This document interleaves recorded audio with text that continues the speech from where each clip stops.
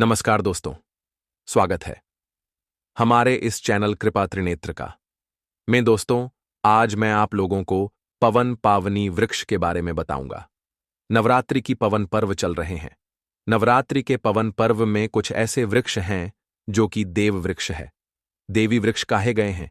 यह देवी के स्वरूप होते हैं और हमारे धर्म में पेड़ पौधे को देवी देवता मान करके हम इनकी पूजा करते हैं और हमें पूजा भी जरूर करना चाहिए। साइंस भी कहते हैं पेड़ पौधे मनुष्य को मुफ्त में प्राण वायु प्रदान करती हैं और पेड़ पौधे ऑक्सीजन देते हैं और जो कार्बन डाइऑक्साइड होता है उसे ग्रहण करके सभी प्रकार के जितने भी नकारात्मक चीज होती है इसलिए उसे अपने अंदर में स्वयं सोख लेती है।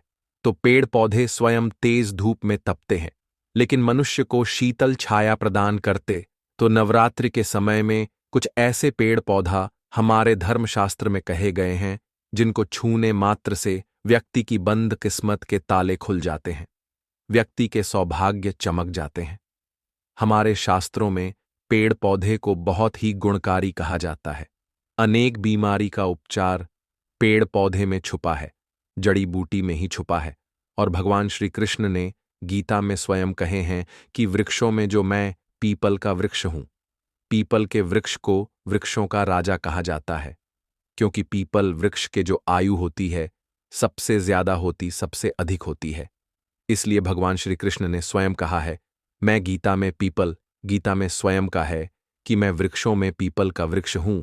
तो चलिए आज मैं आप लोगों को नवरात्रि के समय में छुए जाने वाले वृक्ष के बारे में बताऊंगा। दोस्तों, हमारे धर्मशास्त्र में अनेक ऐसे वृक्ष हैं जो कल्याणकारी होते हैं, मंगलकारी होते हैं।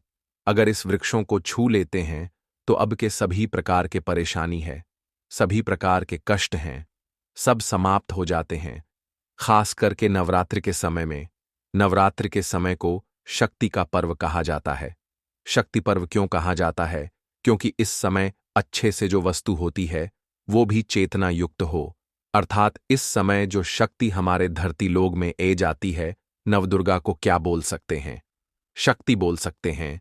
तो माता रानी इस धारा पर आतिश पृथ्वी लोक पर आती है।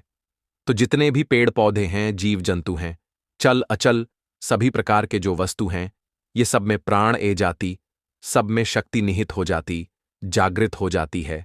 तो इस समय कोई भी पेड़ पौधे को जाकर के जूते, खास करके देवी स्वरूप कहे गए जो पेड़ पौधे होते हैं, जाकर के आप इसे छू करके आते हैं तो अभी के जीवन के परेशानी है, दुख है, तकलीफ है, कष्ट है, रोग हैं, बीमारी हैं, कला है, क्लेश हैं, जीवन में श्री बहुत बड़े समस्याएं, सब समस्या हो जाते हैं। आज मैं आप लोगों को 3 पौधा के बारे में बताऊंगा और ये तीनों पौधा देव वृक्ष कहे जाते हैं। वीडियो को ध्यान से देखना, अगर आज की मिस कर दिए तो फिर सारी जिंदगी आपको पछताना पड़ेगा। क्योंकि नवरात्रि एक ऐसा परवाह होता है, एक ऐसा समय होता है, केवल 9 दिनों की भीतर में आपको लंबी पूजा पाठ करने की जरूरत नहीं पड़ती। केवल 9 दिनों की भीतर में आप अपने समस्या को, आप अपने गरीबी को स्वयं अपने आंखों से समाप्त होते हुए देख सकते हैं। मैं जिस वृक्ष के बारे में बता रहा हूं, ये सारे वृक्ष आपको अपने घरों के आसपास में बहुत ही आसानी से मिल जाएंगे। वीडियो में आगे बढ़ाने से पहले, जानकारी बताने से पहले, अभी तक कमेंट बॉक्स में जय माता दी नहीं लिखे तो जय माता दी जरूर लिखना।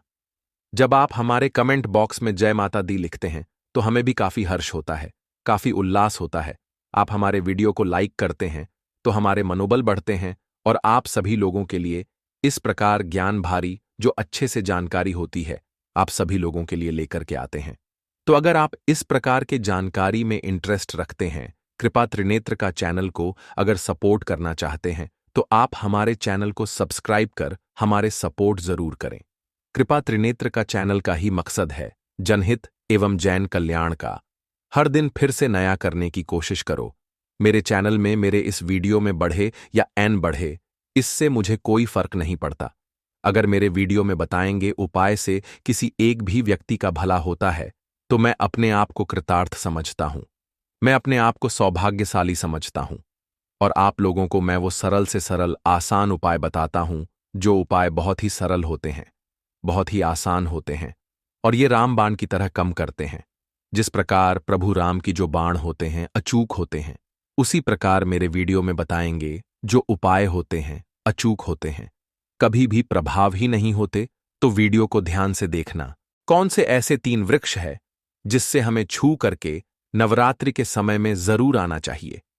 एक खास बात सभी दर्शकों को बताना चाहूंगा। नवरात्रि के समय में जितना ज्यादा हो सके देव वृक्ष की पूजा जरूर करना। देव वृक्ष में कई प्रकार के वृक्ष आते हैं। चलिए मैं आप लोगों को बताना चाहूंगा कौन से वर्षों को छूने से हमारे गरीबी मिटती है। पहले जो वृक्ष है बेल के वृक्ष, जो बेल के वृक्ष है, ये वृक्ष माता पार्वती के पसीने से उत्पन्न हुए हैं। स्कंद पुराण के अनुसार जो माता पार्वती हैं ये देवी स्वरूप कहे गए हैं, अर्थात ये 9 दुर्गा के स्वरूप कहे गए हैं।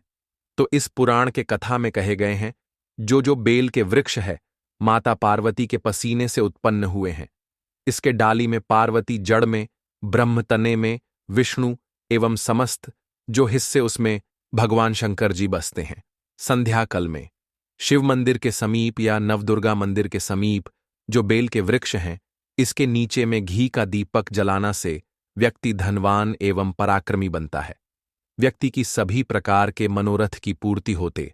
हमारे धर्मशास्त्र यह भी कहते हैं नवरात्रि के समय में अगर कोई व्यक्ति नवरात्रि के समय में अगर कोई भी व्यक्ति बेल के निरीक्षकों माता नवदुर्गा का ध्यान करते हुए 7 बार छू करके ए जाते हैं, तो ऐसे व्यक्ति की तत्काल अगर उपवास व्रत रखे हैं, ध्यान से सुनिए, जो लोग उपवास व्रत रखें ऐसे व्यक्ति की थकान सुस्ती तत्काल चली जाती है। ध्यान से शून्य जो व्यक्ति उपवास राखी हैं, व्रत रखिए, ऐसे व्यक्ति को नवरात्रि के समय में जितना ज्यादा हो सके संध्या काल में बेल के वर्षों को जरूर छूना चाहिए। केवल आप ज्यादा नहीं छू सकते तो 7 बार छू करके जरूर ए जाना और बेल वृक्ष के नीचे में घी का दीपक जला देना। घी का दीपक जलाते हैं तो इसके क्या फायदा मिलते हैं यह भी इसमें वीडियो में बताऊंगा। मैं सारे जानकारी वीडियो में विस्तार से बताओ, इसलिए आज के थोड़ा बड़ी बन सकती हो सकते हैं, 15 मिनट के वीडियो बन जाए, लेकिन अपना पूरा समय जरूर देना, क्योंकि जब हम उपवास व्रत रखते हैं तो हमारे शरीर में काफी थकान ए जाती है, हमारे शरीर में ऊर्जा का कमी होने लगता है। हालांकि हमें अध्यात्म ऊर्जा प्राप्त होता है, लेकिन हमारे शरीर में ऊर्जा की कमी होने लगती है। भोजन न करने के कारण हमारे शरीर में ऊर्जा की कमी होती है, और इस ऊर्जा को बरकरार रखने के लिए, इस ऊर्जा को प्राप्त करने के लिए हमें बेल वृषभ को तो जरूर छूना चाहिए। अनेक संत महात्माओं ने बेल वृक्ष के पत्ते को खाकर के तपस्या किए एवं कई प्रकार की सीढ़ियां हासिल की हैं। धर्मशास्त्र कहते हैं अगर नवरात्रि के समय से जो मंत्र की जवाकर ही प्राप्त नहीं हो का रही है, फिर कुछ आप ऐसे सिद्धि को प्राप्त करें जो सिद्धि आपको काफी लंबे समय से प्राप्त बेल के पत्ते खाने से वह सिद्धि जल्दी प्राप्त होती। इसके नीचे घी का दीपक जलाने से हमें सिद्धि की प्राप्ति होती है। कई सीधी का मतलब होता है कार्य में सफलता। तो जो लंबे समय से आपके कार्य नहीं हो का रहे हैं, उसे कार्य में नवरात्रि के समय में जितने भी दिन हो सके आप जो है जब भी आपको समय मिले तो शाम के समय में घी का दीपक जरूर जला देना। और अगर कोई भी व्यक्ति नवरात्रि के समय में ध्यान से सुनिए, अगर कभी व्यक्ति नवरात्रि के समय में अगर बेल वृक्ष के जड़ में दूध चढ़ाते हैं तो सभी प्रकार के व्याधि दूर होते हैं। अगर सिंदूर युक्त गंगाजल चढ़ाते हैं तो व्यक्ति की गरीबी मिटाता है। अगर तिल चढ़ाते हैं तो सौभाग्य की प्राप्ति होता है। और अगर बेल वृक्ष के तीनों पत्तों में ध्यान श्री देवी कही गई, जैसे कि महाकाली, महालक्ष्मी, महासरस्वती, तो अगर बेल के जो 3 पत्ते हैं महालक्ष्मी, महाकाली, महासरस्वती के स्वरूप का गए हैं, तो बेल के अगर तीनों पत्तों में एम दूसरे पत्ते में है और तीसरे पत्ते में क्लीन, तो इस प्रकार बेल के तीनों पत्ते में एम रिम क्लाइंब लेकर के अगर मानव दुर्गा को सिंदूर से लिख करके चढ़ाना होता है, सिंदूर से लेकर के चढ़ाया जाए तो तत्काल उसी समय मनोकामना की पूर्ति होती, कार्य में सफलता मिलती है। कोई लंबे समय सबके मनोकामना हो, आप चाहते हैं वो मनोकामना पूर्ण हो जाए, तो ये उपाय आवश्यक करिएगा।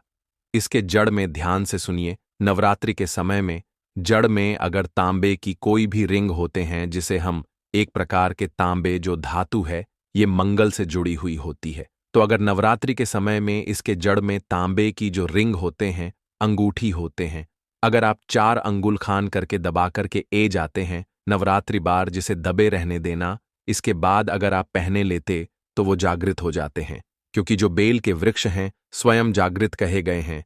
नवरात्रि के समय होती है, इसकी जो ऊर्जा होती अत्यधिक बढ़ जाती है। फिर अगर आप इस प्रकार के अंगूठी को पहनते तो कभी भी आपको रक्त संबंधी समस्या नहीं आती, शनि का दोष नहीं सत्ता, राहु की पीड़ा नहीं सत्ता, और नव दुर्गा की कृपा से सदा आप सुरक्षित रहते हैं। ऐसे व्यक्ति की कभी भी अकाल मृत्यु नहीं होती।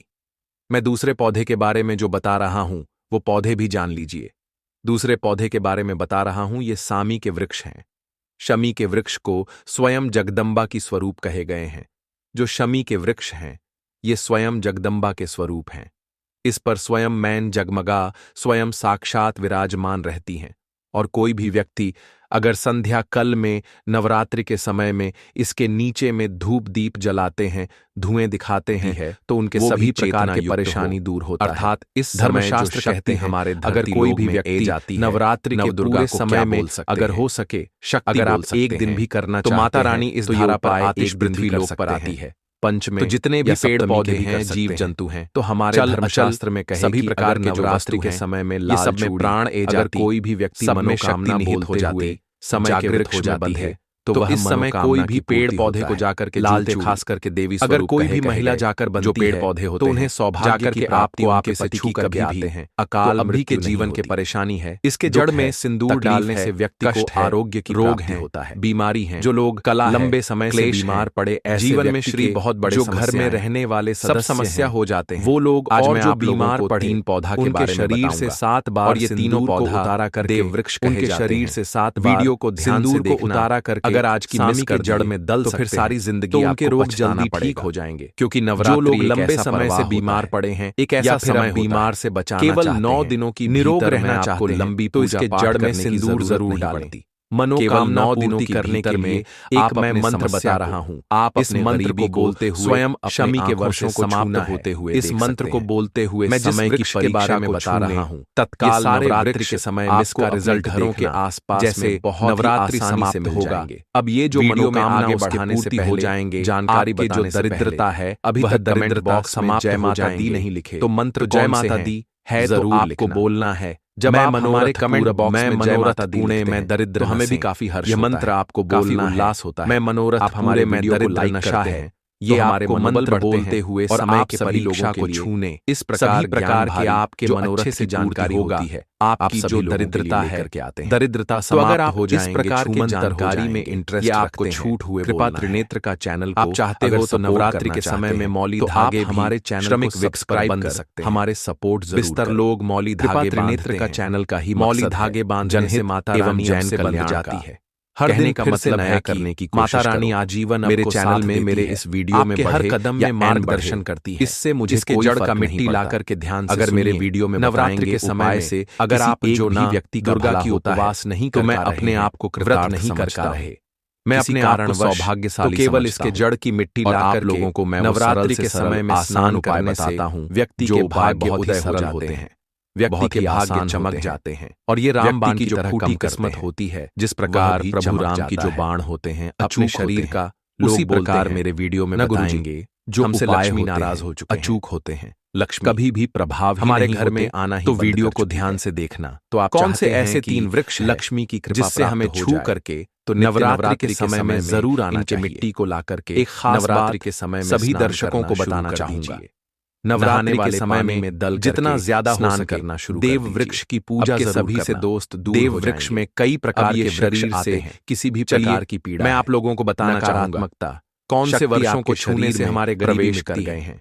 पहले जो वृक्ष है हो जाएंगे बेल के वृक्ष, तीसरे बेल के वृक्ष है। मैं जिस वृक्ष के बारे में माता पार्वती के पसीने से उत्पन्न हुए इस वृक्ष को देव स्कंद पुराण के अनुसार जो माता पार्वती वृक्ष है ये देवी स्वरूप कहे पारिजात का वृक्ष, अर्थात पारिजात का वृक्ष समुद्र मंथन से उत्पन्न हुआ था पुराण के और यह देवराज इंद्र के नंदन वन में स्थापित किया गया था। माता पार्वती के पसीने से भगवान कृष्ण ने मानव जाली कल्याण के लिए जड़ में धरती ब्रह्म तने में जो पारिजात का वृक्ष एवं समस्त इसे भी लक्ष्मी का स्वरूप कहे भगवान शंकर जी, क्योंकि ये माता संध्या लक्ष्मी भी समुद्र शिव मंदिर के समीप या नव पारिजात के वृक्ष भी जो बेल के वृक्ष उत्पन्न हुई। इसके नीचे में घी का दिए जलाना लक्ष्मी की बहन धनवान एवं पराक्रम ऐसा माना जाता बताता है कि कोई भी मनुष्य प्रकार के मनोरथ में कितना भी ज्यादा थकान, हमारे धर्मशास्त्र यह भी कहते हैं, जैसे कि नवरात्रि के समय अगर कोई व्यक्ति ध्यान नवरात्रि के समय में अगर कोई भी शरीर में थकान है, पीड़ा है, तो माता नवदुर्गा को शाम के समय में छू करके जरूर छू करके ए जाते हैं। अब चाहते तो नवरात्रि के किसी भी टाइम में आपको टाइम मिले, अगर उपवास के समय में जाकर के इसके भिक्षुक को छू सकते हैं। जो लोग इसके वर्षों को छूट ही तत्काल शरीर से पीड़ा है, जो सुस्ती थकान है, सुस्ती है, ध्यान कमजोरी समाप्त हो जाती है। जो व्यक्ति उपवास इस वृक्ष के नीचे में व्रत रखे, अगर नवरात्रि के समय में नवरात्रि दीपक जलाए जाएं, जितना ज्यादा हो सके, सिंदूर अगर इसकी जड़ में डाला जाए तो सभी प्रकार के मनोकामना केवल आप ज्यादा नहीं छू सकते, लेकिन आपको प्रार्थना जरूर करना है, जरूर ये पारिजात और बेल वृक्ष के नीचे में घी का दीपक जला दें। आप हमारे सभी प्रकार की पीड़ा को दूर, तो इसके क्या फायदे? ग्रह दोष है, पितृदोष भी इसमें वीडियो में दोष है। मैं सारे जानकारी वीडियो में विस्तार से लक्ष्मी स्वयं आज के थोड़ा बड़ी माता हो सकते, लक्ष्मी का हमारे जीवन में प्रवेश कर जाए।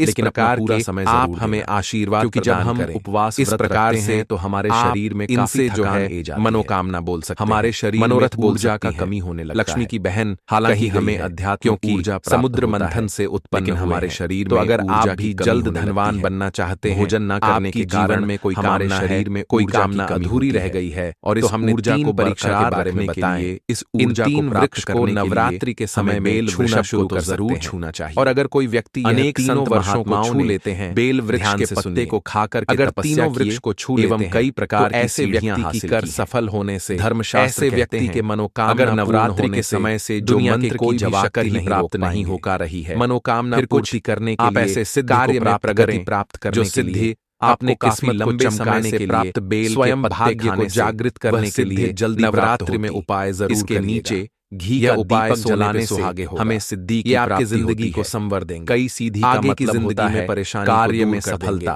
तो ये लंबे समय से आपके कार्य हमें कमेंट सेक्शन में जरूर उसे कार्य में और इस जानकारी समय में जितने भी दिन हो सके इस जानकारी को आगे जब भी आपको समय मिले तो शाम के समय में ज्ञान बढ़ाने का दीपक ज्ञान बढ़ता हो सकता है। और अगर कोई भी वीडियो को शेयर नवरात्रि के समय में तो कोई व्यक्ति सुनिए, नवरात्रि के समय में नवरात्रि के समय में अगर बेल नवरात्रि जड़ में दूध चढ़ाते हैं तो सभी प्रकार के व्याधि दूर होते हैं। तो इन वर्षों अगर सिंदूर युक्त गंगा जल चढ़ाते हैं छुटकारा तो व्यक्ति की गरीबी मिटाता है। तो दोस्तों मिलते हैं, अगर तिल चढ़ाते हैं तो सौभाग्य की प्राप्ति होता है, और अगर बेल वृक्ष के